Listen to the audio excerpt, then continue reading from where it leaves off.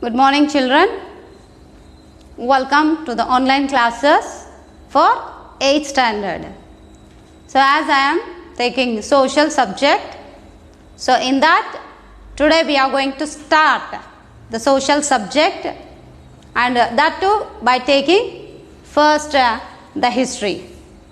So, as in 8th standard, this is the stage where you will come across many historical places, many historical events, many historical things happened.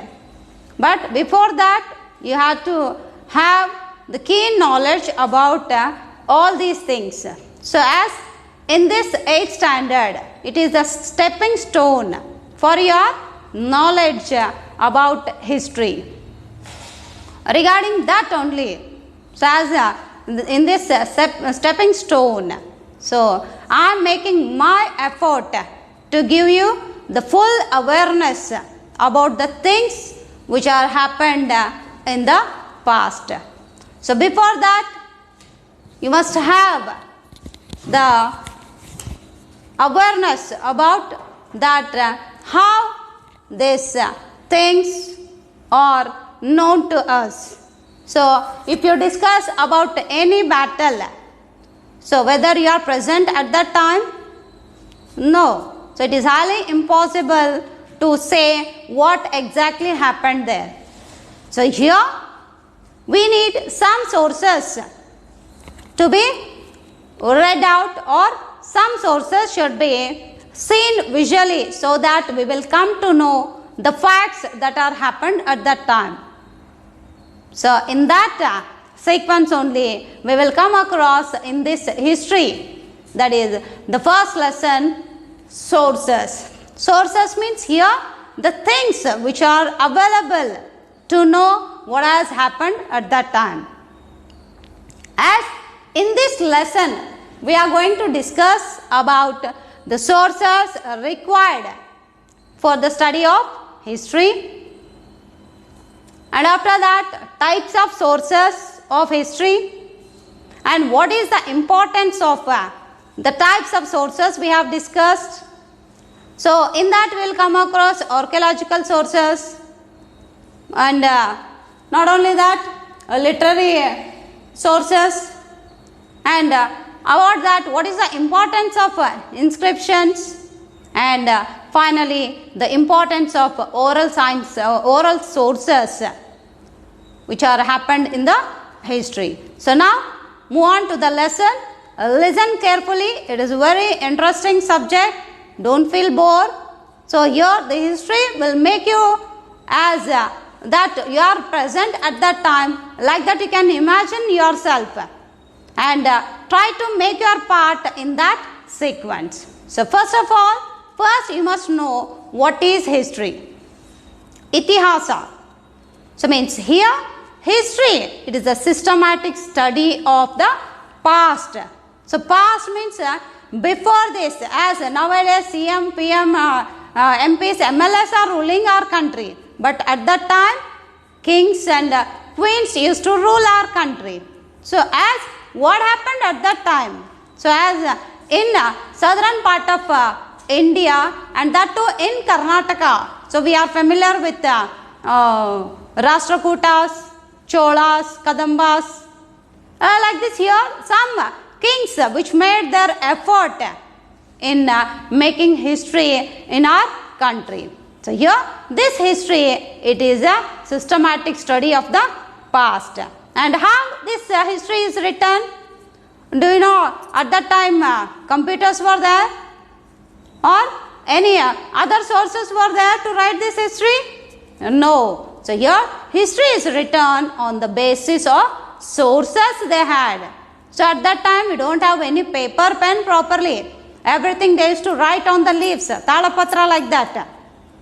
So here at that time there is no particular source, and not only if there is no particular source, no history was there, was forwarded behind for the next generations.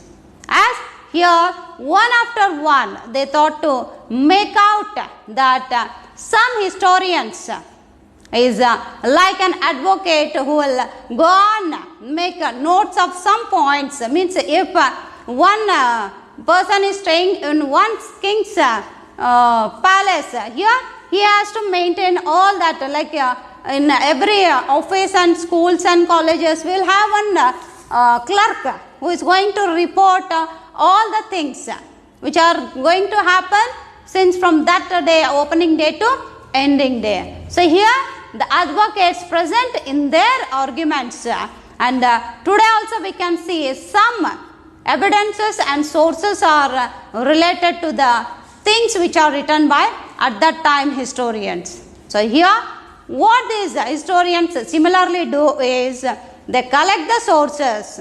So if you become any archaeological officer or archaeological director, so what the main thing you have to do is you have to go on searching the things which are happened at that time. So means here if you reach some particular place, that historical place, so one or the other things you can observe at that time which were used at particular historical time. And the main example is Hampi Museum. So there you can see the things which were used at the time of Krishna Deva Raya. You can see each and everything, even the coins, even the pots, even the arms made with iron, bronze and etc. So here these historians, they'll collect the sources, subject them, and they'll critically examine, and after that making all types of analysis, and then they'll write the history. So here history, what is in history, the main target or the main subject is depends upon the historians. Means these people will collect the sources, subject them to critical examination, and afterwards analysis is done, and after that only they'll write the history. So here whenever direct sources are not available, so here they need to make some assumptions, means some alternatives based on the available source. So here hence it is an event that is analyzed from different perspectives by different historians. Means here you can see many poets, many writers are arrived, or some people they wrote in their personal books which gives us the main information about history. And here till now we have discussed about history. And so now what that historians done? So they have collected the sources. Now what is the source? So here the human beings have created many facilities to lead their life since ancient times. So here we need some source to do work. So if you take your mother example, so as daily you are having your tiffin, your lunch and dinner. So whether it is simple to make it and serve it. So here she needs some source, means she needs some flour to make chapatis, she needs some rice, rice grains to prepare rice, and she needs some dal ingredients to make dal. So then only she can prepare tiffin, lunch and dinner. So here for all these things, main source what she need? She need the utensils. So after collecting the utensils, what she need? She needs is fire. So here one or the other sources are related to one another. So here that source which we created many facilities to lead our life since ancient times. So if you observe the lifestyle of the humans since from the past time to present time. So if you ask your grannies how is the lifestyle compared to present days and past days, she will tell our past days are good. Why? Means at that time everything was pure and clean, no kalti in any type of food items. But present what we are observing, even the air we are breathing, it is polluted, the water we are drinking, it is also polluted, and the things which are used by the humans to make our life comfort, what we are doing? So we have smashed all that sources and created this environment as a harmful or a poisonous thing which is very, very bad for the next coming generations. It is not time left that we should control ourselves and making use of all these sources to be utilized properly. So here, what is source means? If the things used by human beings at that time means in the past, have remained. So here you can see how we are going to say that yes, this is the place where Sri Krishna Deva Raya maintained his palace, or he used to discuss about the warfare and discuss about the welfare of the people. So here the best example is Hampi only. So when I visited Hampi for the first time in my lifetime, I came to know that yes, this is the place where our great kings ruled. So means by seeing that places, by seeing that buildings, monuments, I came to know that. So here, this is the place how the kings made their effort. So here, if the things used by the human beings in the past have remained, so till today also we can see some places were left like that only. Means generations passed away and we have seen that history has created that, and here at that time's history. So till today also we can see the remaining places at that time, and till today it will be highlighted to the people so that they will come to know about the history. So here in some places we can see agricultural tools left by the earlier people, forts built by the kings, coins, inscriptions, arms, temples and other religious buildings are considered as the sources to write history. Similarly, the written documents, as you can see, some books were left. At that time, some writers they used to maintain one book to write about that particular king. So here that literary works are the main source of history. So when you get one hint, so through that hint only we can prolong that story. Not only that, here if you see many serials are coming, many films are coming. So here they won't get the full information about that king.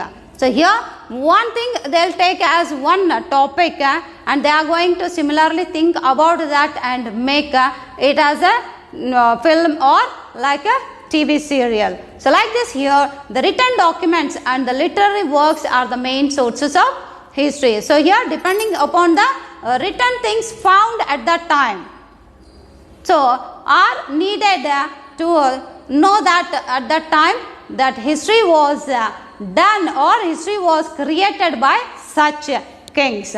So here the materials needed for the writing of history are primarily sources. So these sources can be divided into two sources. One is literary source and second one is archaeological source.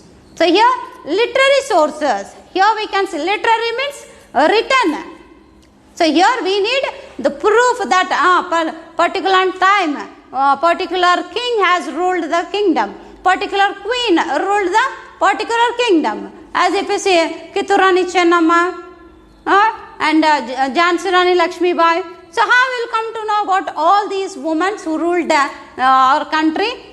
So here by looking at the literary sources, by getting the proof of that sources only. So here in getting the sources, here we need two types of sources. One is literary source and archaeological source. Literary sources, and in this written source will be there, and second one oral literature. So here written literature means here we will get the proof of written things, whereas in oral literature, so we will come to see that. So means this literature will be spread orally, means mouth to mouth. Here if you ask about anything about any king, so if you ask your father, he don't know anything about any kings, and that too if you ask your grandfather and grandmother who stayed at that time, so they'll give a clean picture of that past time. So means it is found orally, means how granny or grandfather will come to know. So it will be heard by one person to another person. So like this here, oral literature will be considered as one more source in literary sources. So as in these two sources, one is literary source and other one is archaeological source. Whereas in this literary source, we will have written literature, means written documents which gives us the proof of that past history, and whereas oral literature gives us the orally, means spread by mouth to mouth. And here in archaeological sources we can find inscriptions. As you can see, the particular king who ruled the kingdom, as in nearby are historical places only. So some inscriptions were carved, or we can see about that king. It is given on some of the inscription, means taking one big stone, one single stone, and on that here about that king, it is carved on that stone, so that it will remain for years after years, so that we can get the particular source of that kingdom. And not only that, coins. So here, as we have observed today's generation, we will come across 5 rupees coin, 2 rupees coin, 1 rupee coin.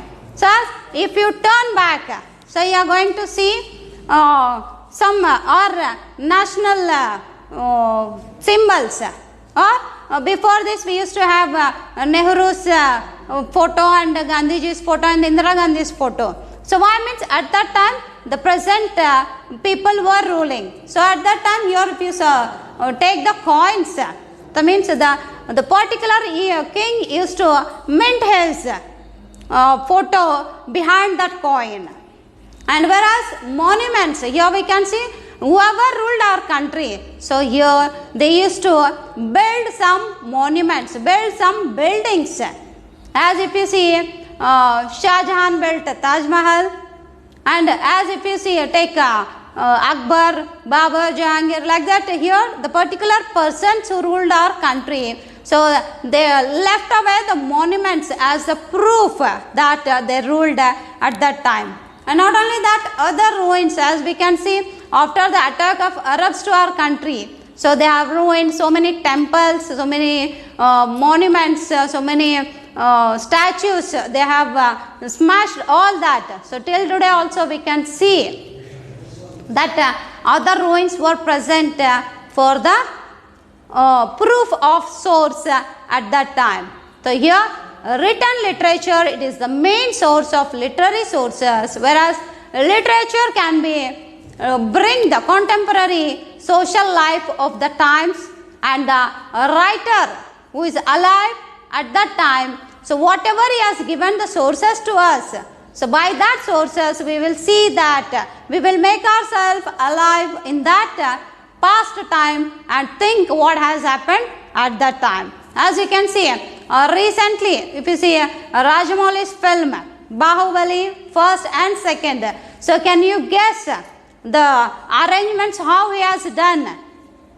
So means as he has got one topic of Bahubali, and he has maintained his film by creating that time's atmosphere. So here how we will come to know that by taking the sources which are provided by us through literary written sources. So as in this written literature, here we will come across native literatures. So here some poets are there at that particular kingdom, and making themselves to be the poets of that concerned king. So here native literature is explained as this literature created by Indians in native language, and it is called as native literature. Means so as in native literature means generally we will ask to some people who will be going for journey. So whoever sitting beside us, we will ask, so which is your native place? Native means the present place where we are staying. So if anybody asks me, so which is your native means I will say Bellary is my native. So like this here, native literature, here the Indians they created this native literature, so it is called as native literature, and it is written in our native languages only. So as this literary works which are written in Sanskrit, Prakrit, Kannada, Telugu, Tamil, Hindi, Marathi, Kashmiri, Gujarati, Oriya, and in many other native languages are the sources where we can get till today also. As if you observe some poets or some literary people like Kautilya's Arthashastra, King Hala's Gatasaptapati, Vishakadatta's Samudra Rakshasas, Kalhan's Rajatarangini, Banabhatta's Harshacharita, Chandabardiya's Prithviraj Raso, and Pampa's Vikramarjuna Vijaya, Sangama literature, and many other such literary works can be named as native literatures only. So these works portray us, or these works of these people means as this Kautilya, Hala, and Vishakadatta, Kalhana, and not only that Banabhatta, what they have done? So they have written some of the literary works in their own language. Like at that time we used to have Sanskrit, Prakrit, Kannada, Telugu, Tamil, Hindi, Marathi, Kashmiri, Gujarati, Oriya, and many other languages were existed, and according to their languages, here we can see these native literatures, they have written these literature and gave as the source of past time. Not only that, and if you see, not only they have given how the kingdom run, and how these contemporary social, religious, economic, cultural, and political of that people at that time, it was highly given as a source for the people at that time. So as in the next foreign literature, as you can see, many foreigners, not only our Indian kings or our Indian poets and our Indian kings and queens, not only that, here we can observe foreign literature also. Means at that time how it is possible for to write foreign literature? Whether our Indians are good in English at that time? No. Here at that time some foreigners, they used to visit to India on some of their missionary work, and some ambassadors and some businessmen, there they have recorded their observation and experience in their works. So these works are considered as foreign literature. Means here the literature which is written in the foreign language, it is called as foreign literature. So here some of foreign literates are Megasthenes, who has written Indica, and whereas Fahian considered as he has written Go Koki, and Huansong's Si Yuki, Ptolemy's Geography, Ferishta's Turkish Eye, Ferishta, and Babur's Tuzge Babri, and others are the important sources considered as foreign literature only. So apart from these are the main many other writings that are served as the sources of foreign literature also. And as in these works one can get the description or introduction about that social, political, economic, and other cultural administrations of that time. Not only that, here excretion or hyperbole and loyalty to one another's master are apparent in native literature. So here in native literature we are going to observe that these people who are the ministers or the people, they are very loyal to the master or the king or queen of that time. So they are not going to betray one another for the sake of money like that. So it is not at all seen at the time of that people. Similarly here in foreign literature, due to lack of local knowledge, so here we have missed so many recordings. So these are all the main drawbacks of written literary sources. Means till today what we have got is little, but we have missed so many historical events because that at that time nobody is having the idea that it should be highlighted to the next generation. So here now the historians have challenged, or they have considered that challenge of writing history from now onwards, keeping in mind all these limitations. Not only that, here oral literature, as this means like we can see folk histories. So at our granny's time, means past like on 100 years back or 200 years back. So here we used to have some folk songs, Janapada Gitegalu, and here these songs we can observe till today also in some of our villages. So for each and every occasion there is a song, there is a system for maintaining all these oral things. Means if you ask any old granny or the people who are related to that generation, so for each and everything, and recently I have observed, so when I visited one field, agricultural field, so there for planting the saplings of rice, so they'll start singing the song.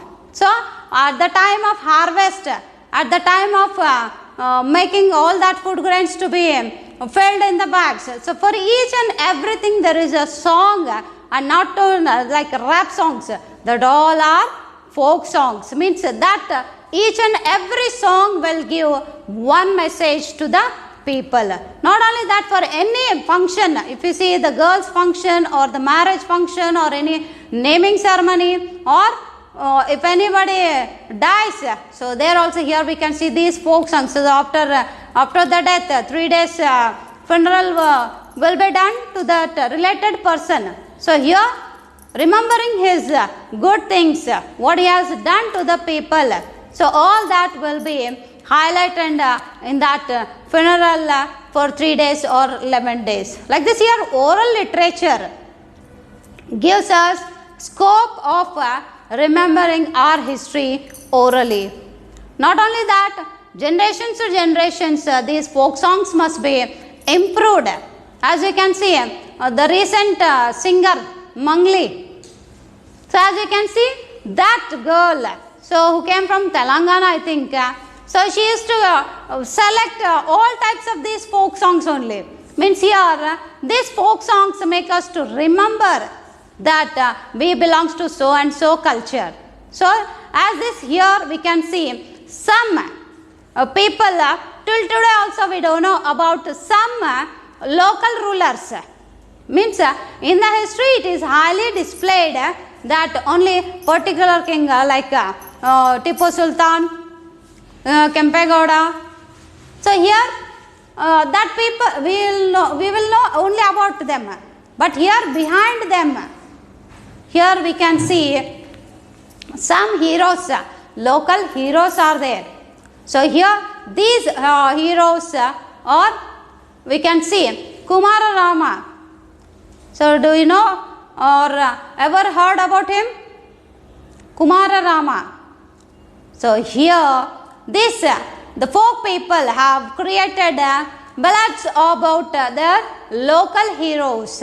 So there are the ballads on Kumara Rama. Means when they sing the song, so in that song they are going to highlight the local heroes. Means here in some incidents, like if you take any the battle fought by Krishna Devaraya, the last battle, Rakasa Tangadi war. Means here in that war we will focus only about Sri Krishna Devaraya or the person who are responsible behind this battle. But here we need some people who gave support to this king. So here in this literary source or in the oral literature we will come to know about these local heroes, and in that by singing the songs, in that songs they are going to highlight the local heroes as Kumara Rama, the Nayakas of Chitradurga, Kempegowda, Tippu Sultan, Sangolli Rayana, Kitturani Chennamma, Sindhura Lakshmana, and Meadows Taylor and others. Not only that, here legends means the local mythological stories. So here some stories which highlights every place of that kingdom will have their own legend. So as these legends behind the names and the places, like if you see Shravanabelagola, Bengaluru, Koppala, Pattadakallu, Gokarna and Mysore. So these are all the places and every village and town of that time. So gives the creativity of that legends who ruled that kingdom. And not only that, moving towards archaeological sources.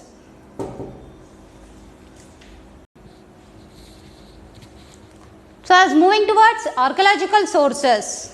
So these archaeological sources means here we can see some information is carved on the stone, as you can see in the textbook.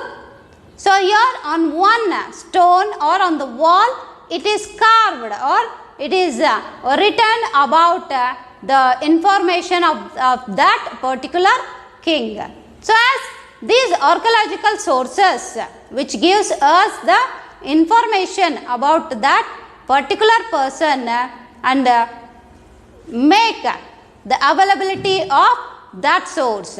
So in these archaeological sources we can see the coins, inscriptions. Inscription means as just now I have showed, these are all the inscriptions, and coins, if you move towards these coins, so these are all the some of the sources which we will get the source of history. Not only that, here some monuments. Monuments means buildings which were built or constructed at that time of that king ruled. And other ruins, here we can see some buildings which were ruined means or if it is not maintained for some years, it is going to collapse and remains as a ruined building or monument.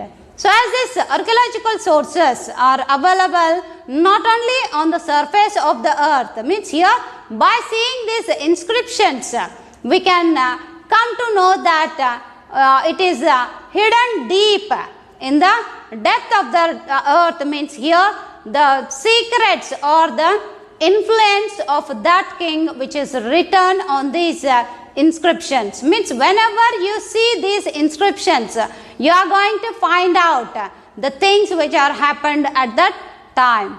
All these hidden things in the earth are dug out by using scientific methods. Means some are found on the upper surface, and some kingdoms which were collapsed or at the time of water pralaya, what we tell, at the time of pralaya, some kingdoms smashed away and were hidden inside the earth crust. So here when these archaeological persons dug all that places, so not by taking any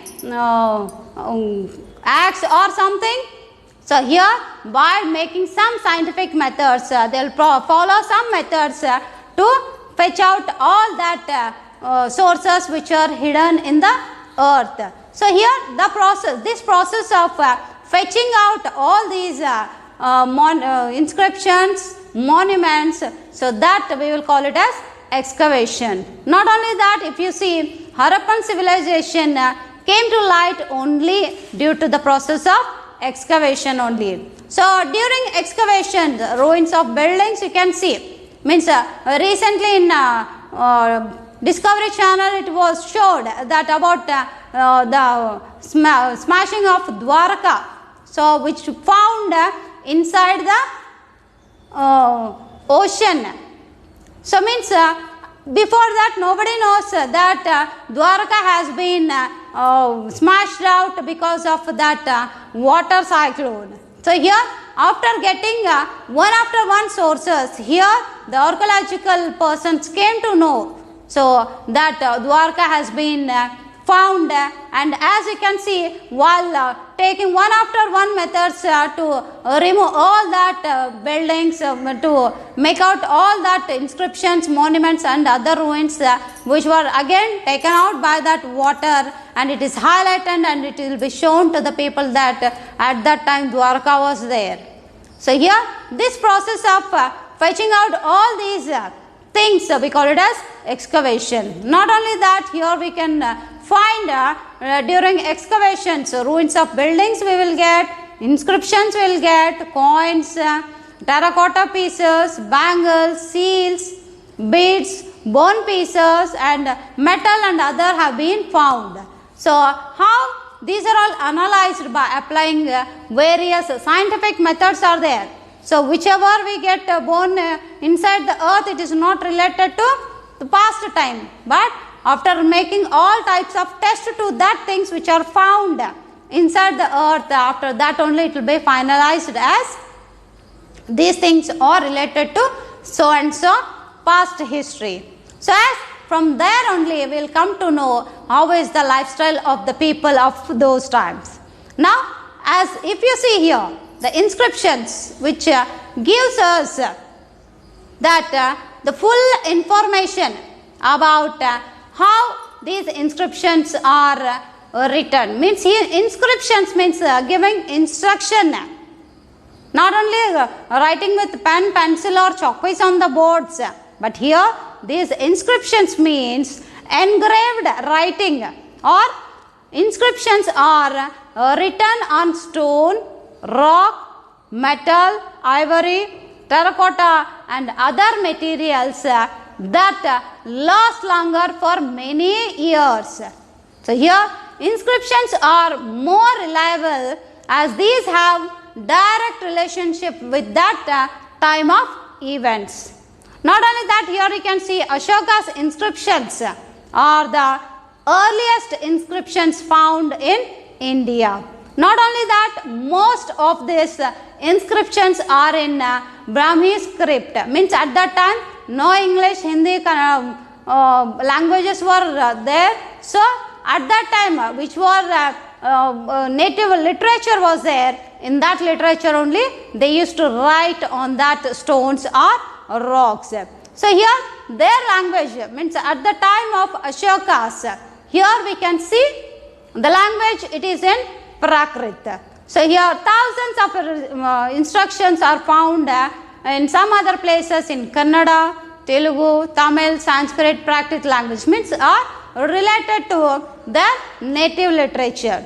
And here you can see Samudragupta's Allahabad pillar inscription and Immadi Pulakeshi's Aihole inscription, Kharavela's Hathigumpa inscription and other inscriptions portray the military achievements of that rulers. Not only that, here the Uttarmerur achievements of that rulers, and not only the some people, some kings who made rural administration of Chola kings, and here we can see these inscriptions gives the message of that particular king. And apart from this, many political, social, cultural, economic, educational, religious aspects are reflected in these inscriptions. Means by following these inscriptions, we can follow up our mind in making more and more effort to get our full information about the inscriptions of particular kings. And not only that, here the coins. So you can observe in the textbook, here the coins are different to one another. So here you can see one man is holding the arrow, and here one symbol, here one symbol, here one symbol, one, and here you can see something, it is written in Urdu, and here we can see one symbol, and here also one symbol. So why these are all different to one another? So why means these coins gives us the information about that each coin resembles the kingdom of that particular king. So whoever ruling that kingdom, so they will mint these coins, and behind we can see their royal emblem or their photos will be minted on these coins. So as though these coins are small in shape, but they will give more and more information about that particular king or the kingdom. So they are very useful in understanding the geographical extent of the ruler of that kingdom and who minted that coins. So what metal they have used. So like this, here you can get the full information by looking at these coins. Not only that, they also aid us, they also give us information to know the language of administration. Means as each coin gives us different languages. So here we can see what type of administration and the titles of that kings are possessed, and not only that, the religious economic conditions of that times, means at that time which metal was used. Sometimes we can see copper coins will be there, sometimes we will see bronze, and sometimes we can see gold coins, silver coins. So now the latest generation we are using steel coins. Means here the coins gives us the information about the technology used at that time only by minting and by taking different types of metals useful. Not only that, here Samudragupta had minted 7 different types of gold coins based on the pictures of those coins. You can see that for the first time coins came into existence by the effort of Samudragupta. Not only that, he has minted 7 different types of gold coins. So here, based on that pictures of those coins, it is said that Samudragupta was a lover of music. Means on his coin we can see different musical instruments were minted. Not only that, here he has conducted Ashwamedha Yaga too. Not only that, Gautamiputra Shatakarni got the name of Nehapana erased on his coins. Not only that, he engraved his name on the coins. So here these coins gives the support and to make us to view that Gautamiputra has defeated Nehapana. The availability of Roman coins in Bengaluru proves the fact that this region has got good trade link between Romans who came into our connection as by seeing these coins, and as this Roman coins gives us the proof that fact of this region had a good trade link with Romans 2000 years back.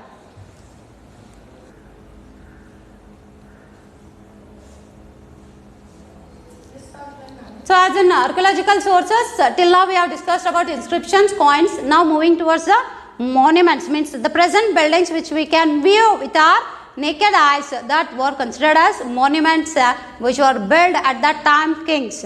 Not only that, here Mayurvali's iron pillar and Vijayapura's whispering gold gumbaj and are the main evidences and maturity of that science and technology used. At that time, here Shah Jahan's Taj Mahal tells the story of love.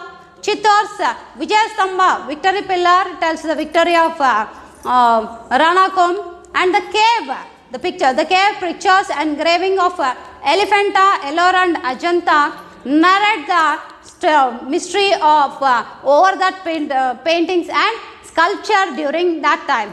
So means that buildings, monuments which are constructed till today also not damaged. Means what type of stones they have used at that time we can make out. Not only that, here some temples, the temples of Aihole, Pattadakallu, explain the evolution of Indian temple architecture. The monument of Nalanda and the architecture of madrasas built by Gawan in Bidar district narrate the importance given to education during those times. Not only that, the fort of Srirangapatna explains the accomplishment in the area defense towards technology. Thus, the monuments in the area of defense, here the monuments throw light on the contemporary religious aspects. Not only that, religious, here we can observe technology, economic growth, scientific knowledge and creativity achieved at that time. So, moving towards the other ruins, based on these various pieces of terracotta, here we can see some beads, some bangles were found when excavation work was done under the earth. Not only that, here this procedure during the examination, one can understand the socio, cultural, economic, political and religious life of that past time. Not only this, here one can also understand the food habits and pattern of business of those times, how the lifestyle was going on. So here, by applying carbon-14 dating procedure on the biological ruins, here we can see that here this history will be found on the sources which are found. Not only that, here Buddha stupas came to light during excavation at Sanati in Yadgiri district and Rajghat of Dodbalapura Taluk in the excavations conducted at Archimedo and Pattanam in Tamil Nadu. It is there we have found a large number of evidences to speak about the commercial contact between the South India and the Romans. So like this, here the remains or the other ruins which are found at the time of excavations tells us more and more about the existence of history of that time. So I hope all have understood what is the importance of history, and regarding history we have come across so many things which gives us more information to know more and more about history. So we'll meet in the next class. Thank you.